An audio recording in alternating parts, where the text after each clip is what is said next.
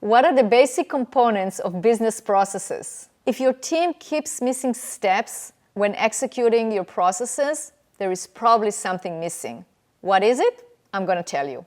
You might be documenting the wrong things.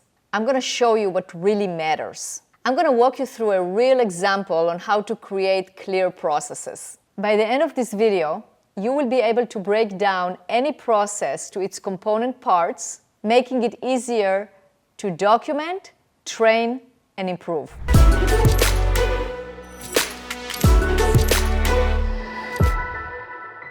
Documenting processes and procedures is very important.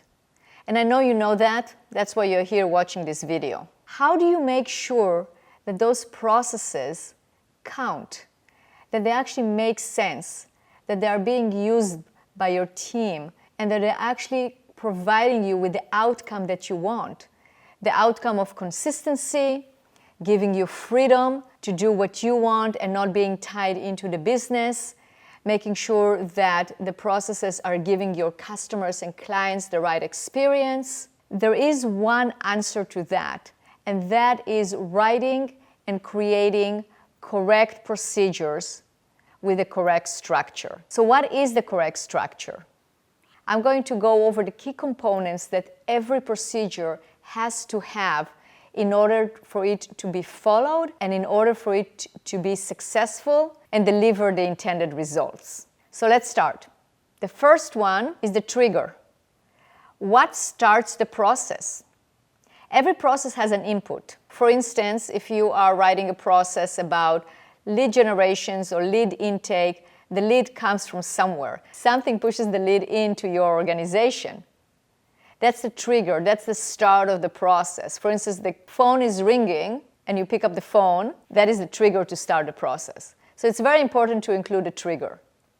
The second thing is to include the steps, the actions.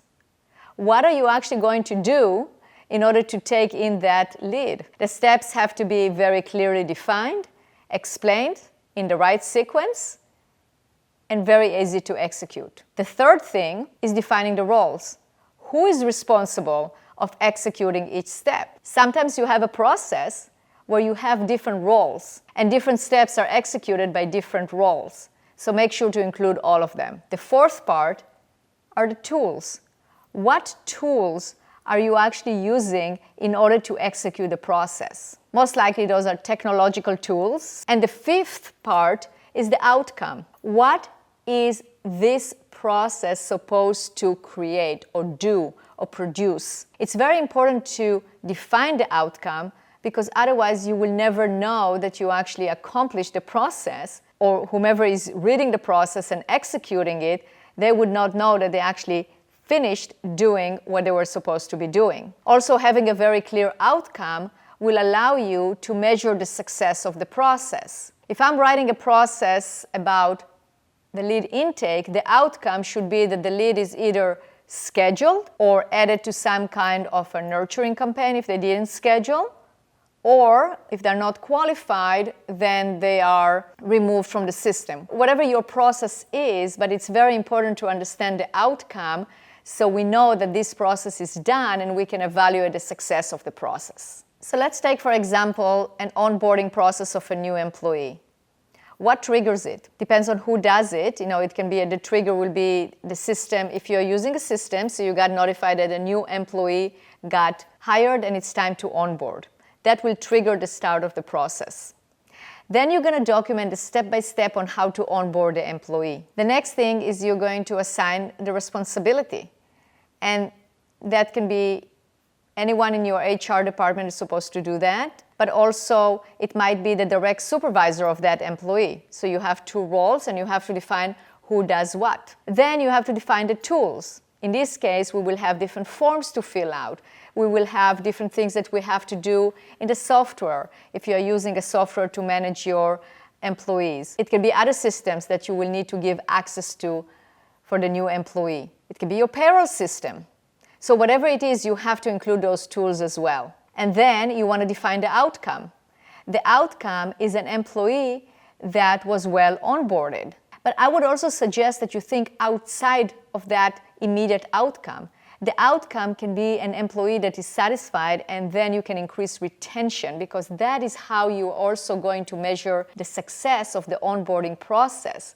Because if that employee sticks, it's because you started it right when you were onboarding them. So that is an example of a simple onboarding process that takes into consideration all those 5 steps. So clarity on the components of the process leads to better documentation, and better documentation, clear documentation, leads to the ease of implementing those processes. Think about it for yourself. When you're reading something that is clear and easy to follow, would you follow it? And on the other hand, if you read something that is complicated, too many steps, not understanding all the steps, you feel overwhelmed when you read it, would you actually follow it? Or if you're reading something that has holes, that doesn't answer all the questions, for instance, who is responsible? What tools am I using? Then you have to go and ask those questions. You're not going to be prone to use that process because you know it's incomplete. Therefore, make sure that your processes are documented with clarity and precision. And if you follow this formula, you're going to achieve that. So now that you understand the components of what makes a great SOP, let's see how we can bring it to life and make sure that it is useful. Watch the next video where I talk about how to integrate automations with your processes. I am Adi, I'm a process consultant. I'm here to help you. Make sure to subscribe to my channel and watch my videos.